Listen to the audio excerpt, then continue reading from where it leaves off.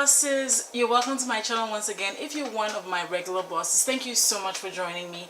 I really appreciate you. Really, I do. If you're one of my new bosses and this is your very first time on this channel, I want to say welcome. On this channel, I talk about freelancing as a way to create more financial freedom and family time, and I also throw in a dash of motivation from time to time. And so if that sounds like your cup of tea and you're ready to create more financial freedom and family time in your life, go ahead and hit the subscribe button. Alright guys, so today I wanted to talk about my goals for Q1 of 2018 and just kind of review them with you and show you where I was able to land at the end of the first quarter. So as we already know, the first 3 months of 2018 are over.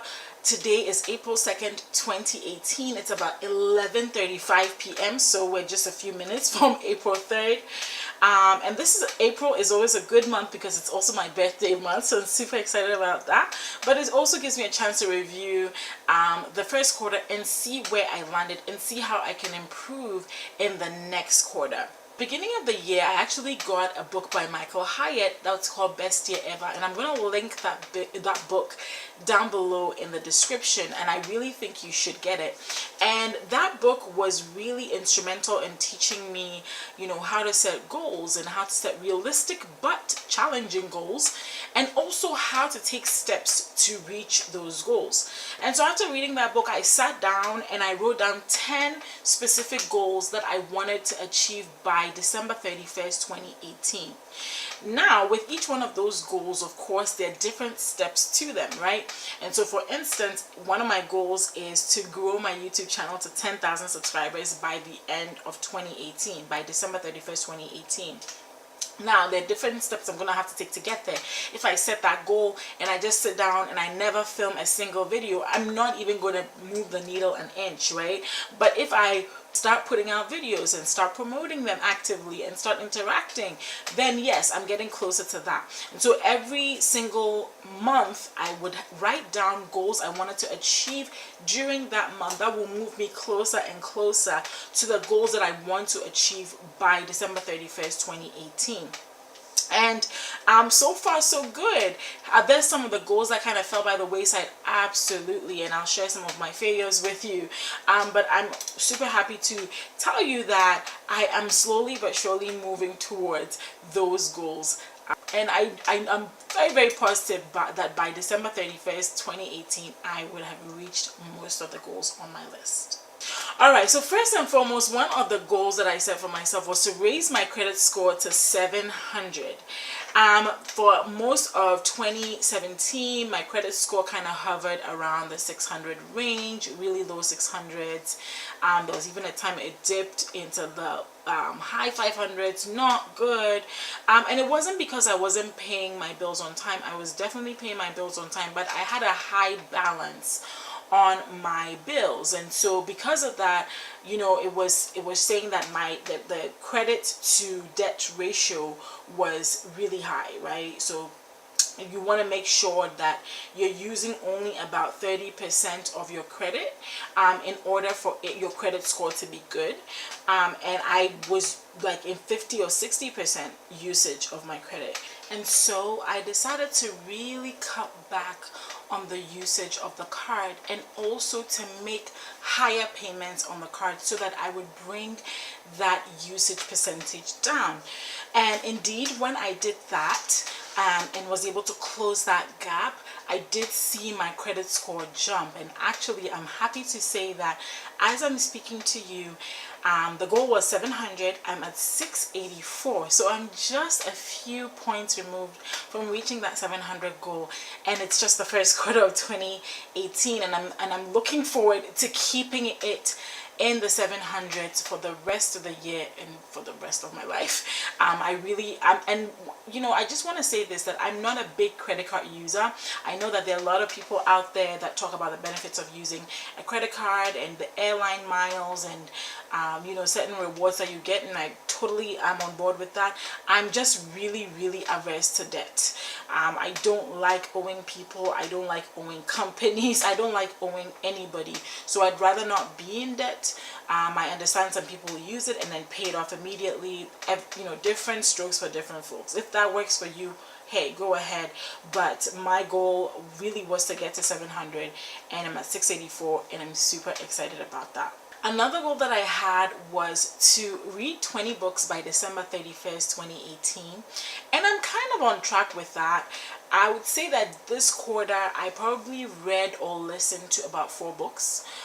So basically, that's not going to get me to 20 books, right? Because that's an average of about a book a month. So in order to reach that 20 book mark, I need to be reading at least 2 books, or at least a book and a half, right? So that's something that I need to do better on. Now for me, what do I read? I read the Bible every day. I'm a Christian, and so I read my Bible every single day, even if it's just one verse. I make sure to read my Bible every day, and then usually I'll maybe read some kind of devotional along with it.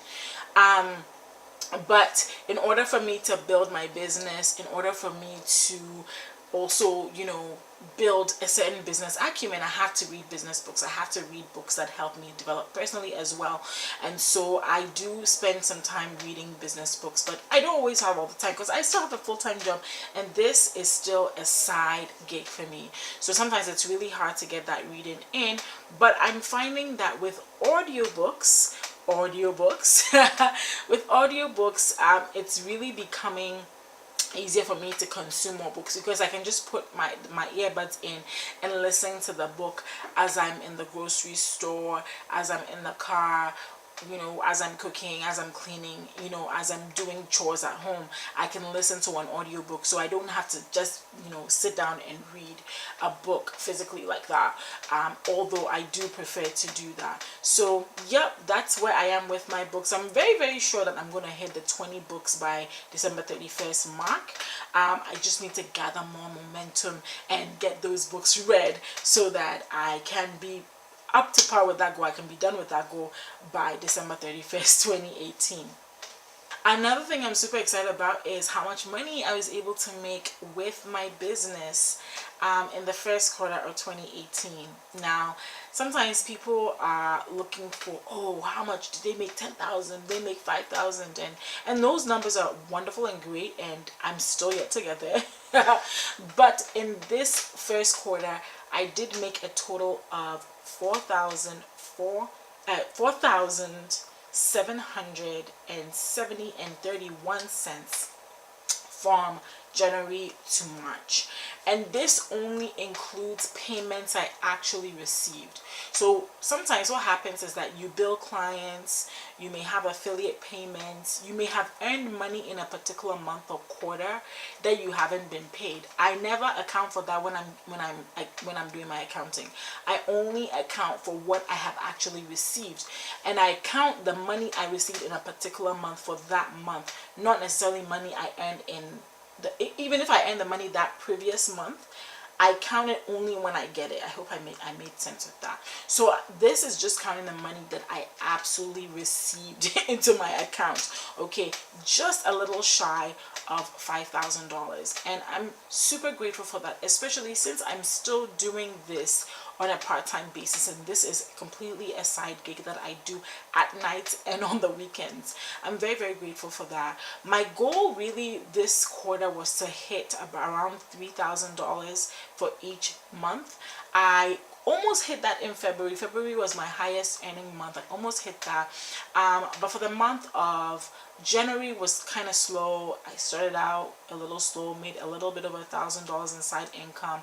Then February rolled around, I hit 2K, a little bit over $2,000, and then in March I hit about $1,700. So all of that comes to around the number I just gave you. And let me tell you why I'm personally excited about that number, right? So I just said that it's just a hair shy of $5,000. In 2016, my full year of side hustling, the whole year I made $8,000. So I was super stoked about that.